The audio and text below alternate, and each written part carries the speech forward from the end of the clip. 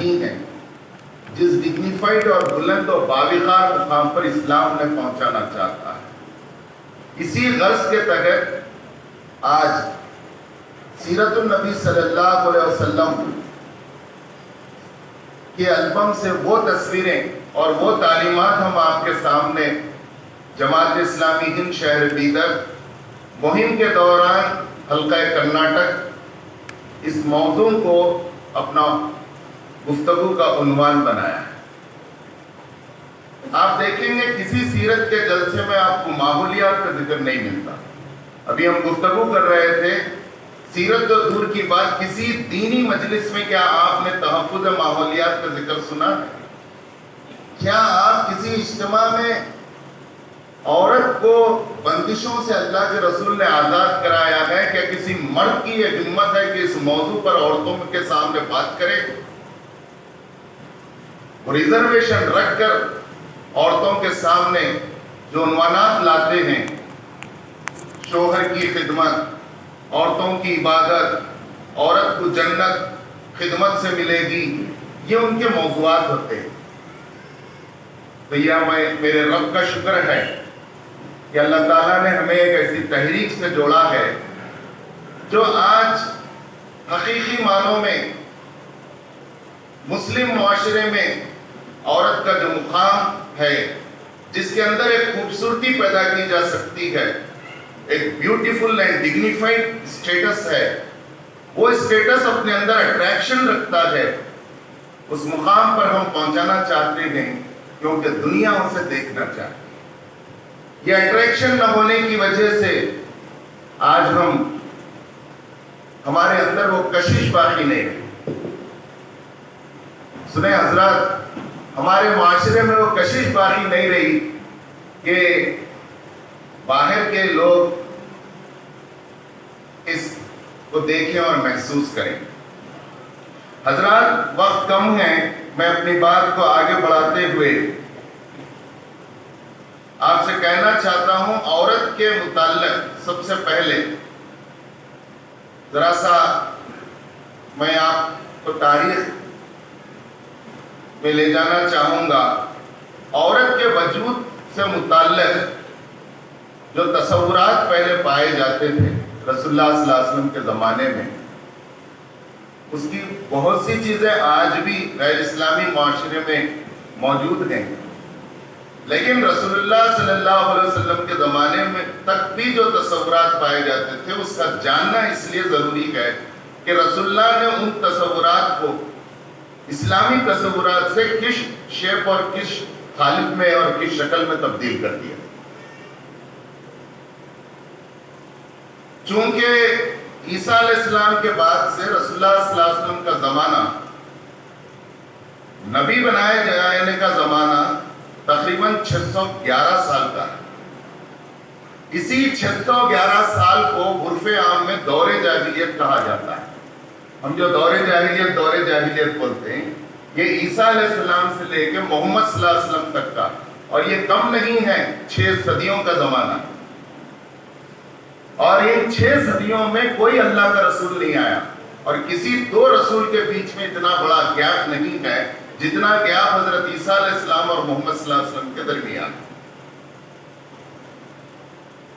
تو عیسائی تصور کے مطابق، ان کا بھی غلط عیسائی تصور کے مطابق عورت کو برائی کی جڑ سمجھا جاتا تھا۔ اس کی وجہ یہ تھی کہ یہی وہ عورت ہے، ان کے تصور کے مطابق، جو ہمارے باپ آدم علیہ السلام کو گندم یا سیب یا کوئی پھل کھانے پر اکسائی اور پھر بالآخر وہ دنیا میں آنے کا سبب بنے، دنیا میں پھینک دیے گئے۔ لہذا the axis of evil, the woman is the axis of evil، یہ پوری برائی کا محور ہے، یہ جڑ ہے۔ خواہی یا ناخواہی ہم کبھی کبھی کہتے ہیں عورت تو فتنہ ہے، نہیں بولنا چاہیے، یہ اسی سوچ کی عکاسی کر رہی ہے۔ اس کے مقابلے میں رسول اللہ صلی اللہ علیہ وسلم نے کہا کہ عورت برائی کی جڑ نہیں، عورت نیکی اور اچھائی کی پیمبر ہے، وہ رحمت ہے، وہ برکت ہے، وہ جنت ہے۔ اور آپ نے کہا کہ دیکھو یہ بات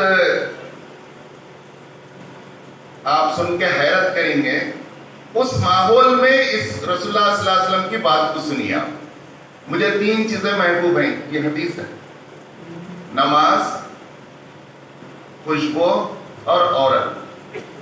اگر آپ رسول اللہ صلی اللہ علیہ وسلم کی اس بات کو اس ماحول میں جس میں عورت سے ہیٹ کیا جا رہا ہے، برائی کا محور کہا جا رہا ہے، اس ماحول میں جبکہ پسند نہیں کیا جا رہا ہے ایک چیز کو، کہا جا رہا ہے کہ مجھے یہ پسندیدہ چیز ہے۔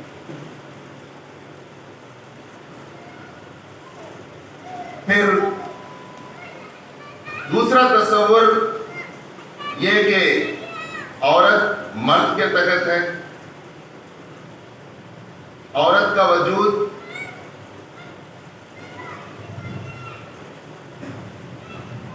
مرد کی جنسی ضرورت کی تکمیل کے لیے ہے۔ اب اس کو تقویت 18ویں صدی کے وہ 3 شیطانوں نے دیا، جن شیطانوں کی وجہ سے پوری دنیا کا بگاڑ ہے۔ کارل مارکس، ولسن ڈارون اور سیگمنڈ فرائڈ۔ فرائڈ نے یہی تو کہا، نفسیات اور جنسیات پر اس نے جو بات کہی وہ یہ کہ مرد کے اندر اللہ نے اٹریکشن عورت کی طرف رکھا ہے، عورت کے اندر اللہ نے قدرت نے، خیر اس کو اللہ کو کیا معلوم، نیچرلی مرد کی طرف رکھا ہے۔ اور اس کے لیے نامعقول شخص یہ ایگزامپل دیتا ہے، اسی لیے تو بیٹے ماں سے محبت کرتے ہیں اور بیٹیاں باپ سے محبت کرتے ہیں، اس نے ایگزامپل دیا ہے۔ تو یہ بات کہ جنسی تسکین کے لیے جب یہ عورت ہے تو اس کے لیے کوئی نظام اور ضابطہ نہیں۔ آج جس طرح آزادی کے نام پر عورت ہے، عورت کے بچے ہوتے ہیں، لیکن کس کا بچہ ہے یہ معلوم نہیں ہونے دیتی عورت، اور اس کو آزادی سمجھتی ہے۔ جو کام سڑکوں پر کتے کرتے ہیں ہمارے پاس یورپ اور امریکہ میں، یہ مرد اور عورتیں کرتی ہیں۔ تو یہ جب یہ ہمارے لیے ہے، ہماری جنسی ضرورت کے لیے ایک انسٹرومنٹ ہے، یہ اسے جب ضرورت ہے استعمال کریں، اور جب یہ ضرورت کی نہیں رہی اسے پھینک دیں۔ یہی تو ہے جو ڈائیورس ہو رہے ہیں، جو علیحدگیاں ہو رہی ہیں۔ بچہ کھلونے سے کھیلتا ہے، اسے یہ معلوم ہے کہ یہ کھلونا میرے کام کا ہے، جب تک یہ دل لگائے کھلونا ہے، جب تک وہ بیزار ہو جائے تب اسے وہ پھینک دے توڑ پروڑ کر۔ اسی کھلونے کی طرح ریپ کیا جا رہا ہے، ریپ کر کے ہوس پوری نہیں ہو رہی تو اس کے ٹکڑے ٹکڑے کیا جا رہا ہے، کہیں تھیلے میں، کہیں بریف کیس میں اس کے ٹکڑے اور پیسز کو پیک کر کر پھینکا جا رہا اور فرار ہو جا رہا ہے۔ یہ آئے دن کی خبریں ہیں، میں ان تفصیلات میں گئے بغیر، کہیں اس زمانے میں خاص طور سے غلام کے نام پر جنسی خواہش پوری جاتی، لونڈی کے نام پر جنسی خواہش پوری کی جاتی، باندی کے نام پر جنسی خواہش پوری جاتی۔ عورت بھی جس طرح کمیڈیٹی بیچی جاتی ہے اس طرح اس دور میں بیچی جاتی تھی۔ رسول اللہ صلی اللہ علیہ وسلم نے آ کر اس بے ضابطگی کو ایک ضابطہ دیا، اور اس جنسی بے لگام جنسی خواہش کے اطراف ایک مقدس دائرہ کھینچا اور اسے حدود کا پابند بنایا۔ کیا یہ عورت کے اسٹیٹس کو اپہولڈ کرنا نہیں؟ پھر آپ دیکھیں گے کہ ایک تصور جو اس دور میں بھی عام تھا اس دور میں بھی آج عام ہے۔ نتیجے میں آج پورے غیر مسلم معاشرے کا اثر ہمارے پاس ہے کہ آج نکاح مشکل ہے، زنا آسان ہے۔ ابھی زنا مسلمانوں میں اتنا عام نہیں ہے جتنا ہمارے غیر اسلامی معاشروں میں عام ہے. جس کے پاس پیسہ ہے وہ جب کوئی گلوکار یا ڈانس کرنے والی نیٹ پر بھی پسند آتی ہے تو اس کو ٹریک کیا جاتا ہے، وہ کہاں ملتی ہے، میٹنگ طے ہوتی ہے، دوسرے ہی دن اس سے ملنے کی خواہش پوری کی جاتی ہے. آج جو عیاشی پیسے والے کر رہے ہیں، منسٹرز اور ان کے بیٹے کر رہے ہیں، شاید ہی پوری تاریخ میں کوئی پاشا اور اس کی اولاد نے کیا ہو. ایک ایک ہارے ہوئے ایم ایل اے بیٹوں کی بات میں بیدر کے کہہ رہا ہوں. بہرحال رسول اللہ صلی اللہ علیہ وسلم نے آ کر اس پر لگام لگائی اور کہا کہ یہ کمیڈیٹی نہیں ہے، یہ پیسے سے نہیں خریدی جا سکتی، مینس آف پروڈکشن کا ذریعہ نہیں ہے. عورت مینس آف پروڈکشن کا ذریعہ نہیں بن سکتی، لہذا کیونکہ وہ کھیت میں کام نہیں کر سکتی، عرب کے ماحول میں بکریاں نہیں چرا سکتی، ٹریڈنگ نہیں کر سکتی، کوئی پیداواری صلاحیت اس کے اندر نہیں ہے. کتنا سرمایہ دارانہ نقطہ نظر اس زمانے سے آپ دیکھیے. اسی لیے بچیاں اگر زیادہ ہوں تو بوجھ بن جائیں گی، اور بچے اگر زیادہ ہوں تو وہ کما کر لائیں گے. وہی تصور آج کہیں نہ کہیں ہمارے پرانے لوگوں کے دلوں میں بیٹھا ہوا ہے. 6 بیٹے ہیں، میرے کا اتنی ایکڑ زمین ہے. قرآن اس زمانے میں بھی تھا. اچھا تجھے غرور گئے پیسے کا اور بیٹوں کا. انکان ذا مال و بنین، تو آواز کرتا ہے اور پکارتا ہے اور غرور ہے تجھے کہ میں مال اور بیٹوں والا ہوں. سنسمہ علی الخرطوم، عنقریب میں تیری ناک کو کاٹ دوں گا، تیری عزت پلید کر دوں گا میں. اس کے مقابلے میں رسول اللہ صلی اللہ علیہ وسلم کا یہ کہنا کہ میں بیٹیوں والا باپ ہوں. ایک آدمی کہہ رہا ہے کہ مجھے بیٹے ہیں، 6 بیٹے ہیں، 10 بیٹے ہیں، 12 بیٹے ہیں، اس پہ ناز ہے، اسے فخر ہے، بیٹیوں کا ذکر نہیں کر رہا. ویسے ماحول میں نبی اٹھتے ہیں اور کہتے ہیں لوگوں مجھے شکر ہے کہ میں بیٹیوں والا باپ. رسول اللہ صلی اللہ علیہ وسلم کو ہم سب جانتے ہیں کہ ٹوٹل 7 اولادیں، جس میں سے 6 اولادیں صرف حضرت اماں خدیجہ الکبریٰ رضی اللہ تعالیٰ عنہ سے، 4 بیٹیاں 2 بیٹے. بیٹیوں میں نام گنا کر میں آگے بڑھ جاؤں. 2 بیٹے بچپن میں ہی فوت ہو گئے. ایک چھٹا بیٹا حضرت ماریہ قبطیہ رضی اللہ تعالیٰ عنہ سے ہوئے ابراہیم، اور ان کو بھی اللہ تعالیٰ نے اٹھا لیا. کیا اللہ کی مصلحت ہے، صرف بیٹیوں کو رکھا. اور اس کے لیے اسی لیے تو وہ یہ بھی سمجھتے تھے کہ ایک خاندان کا لڑکا ہمارے خاندان کی لڑکی سے جنسی خواہش پوری کرے، یہ اس سے بڑھ کر بے عزتی ہمارے خاندان کی کیا ہوں گی. اس لیے بچی کو ختم کر دیا، بچی کو مار ڈالا، اس کو دفن کر ڈالا. کیونکہ داماد کے سامنے پیشی دینا پڑتا ہے، جھک کے رہنا پڑتا ہے، ان بولا سو سننا پڑتا ہے. دولہے والے دلہن والے وہیں سے آیا ہے. کیا ہمارے پاس نہیں ہے وہ؟ کیا رسول اللہ صلی اللہ علیہ وسلم نے اسے نجات، اس سے چھٹکارا نہیں دلایا؟ کہا کہ جو تمہیں بیٹی دے رہا ہے وہ بھی تمہارے باپ کی طرح ہے. اور بیٹی دینے والے باپ سے کہا کہ جس کو تم لختے جگر دے رہے ہو تمہارے بیٹے کی طرح ہے. بیٹی دیے ذات کے باہر نہیں، تمہاری وراثت میں بھی وہ شامل ہے۔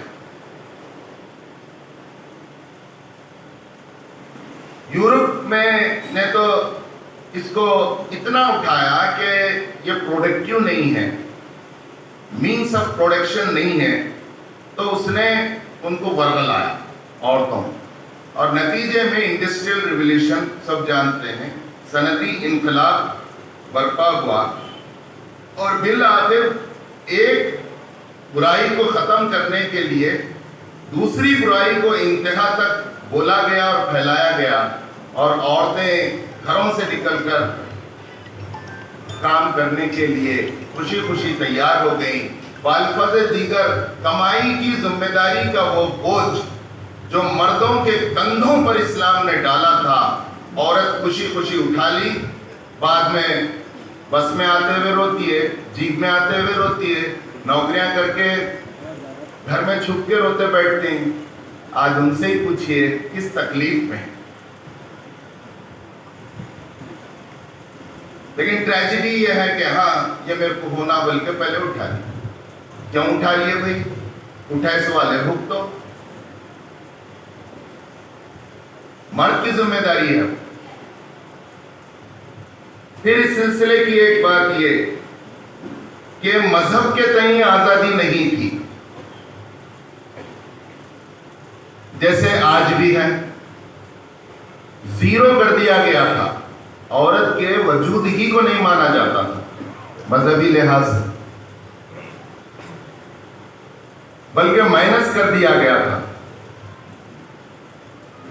اور یہ بات عام تھی کہ عورت مذہبی ہو ہی نہیں سکتی۔ کیوں نہیں ہو سکتی؟ کیونکہ یہ مذہب سے دور کرتی ہے، اللہ سے دور کرتی ہے، آخرت سے دور کرتی ہے، تقوی کم آتا ہے۔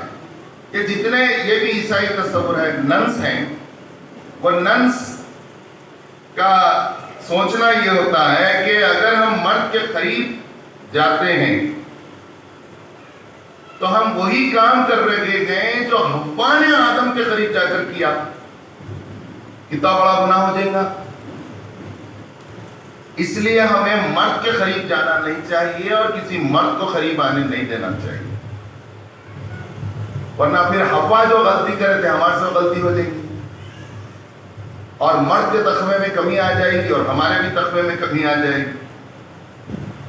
نتیجے میں نہ چرچ میں آنے دیا گیا، نہ مندروں میں آنے دیا گیا، آگے بولوں دل تھام کے سنیے، نہ مسجدوں میں آنے دیا گیا۔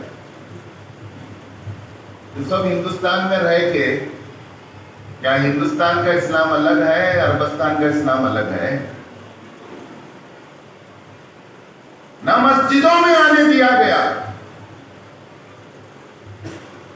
عورت کو کہیں کو، عورت کو کہیں کو، اس کی تقریر کہیں کو، اس کی تقریر کہیں کو، اس کی آواز نہیں سنتا، میں آواز نہیں سنتا۔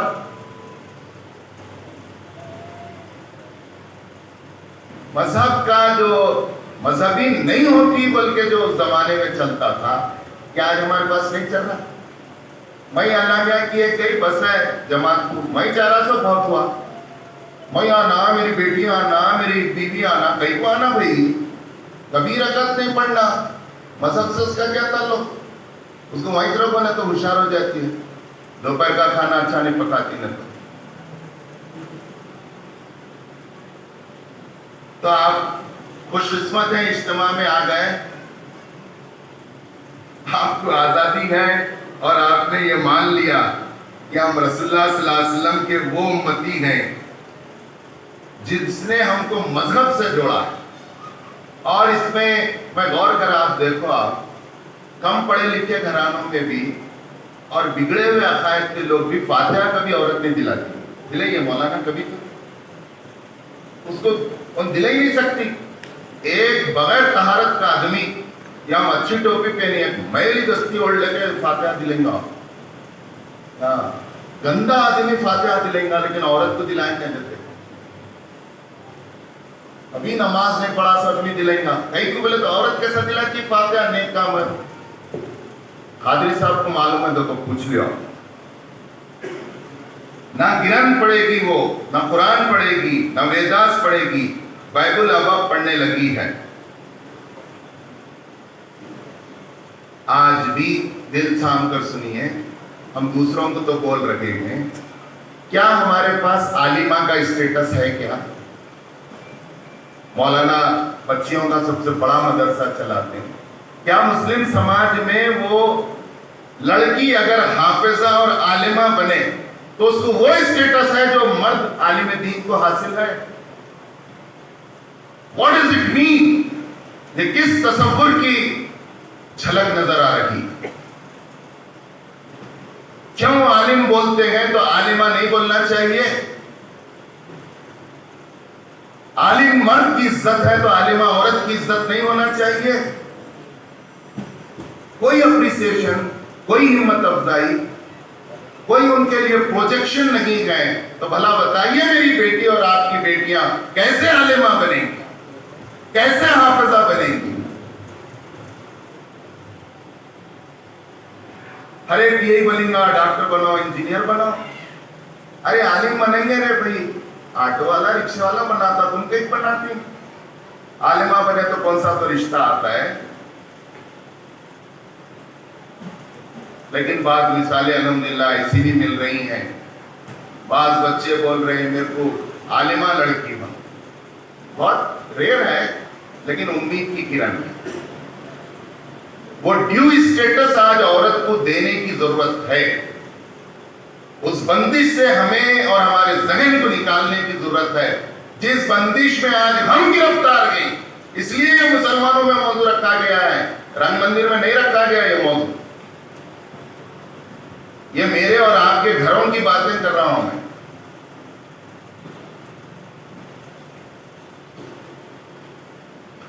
अब आप देखिए ये कैसे दूर होती है मजहब से।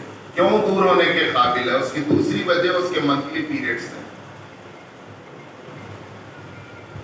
जो उसकी फितरी जरूरत अल्लाह ने रखी है। लेकिन इसको नॉन मुस्लिम माशरे ने जो जिस अंदाज से उसका मतलब दिया वो ये कि कुदरत ही ने इसे गंदा किया है, हम क्या कर सकते हैं? हर महीना गंदा करता है कुदरत इसको, इसलिए ये गंदी है।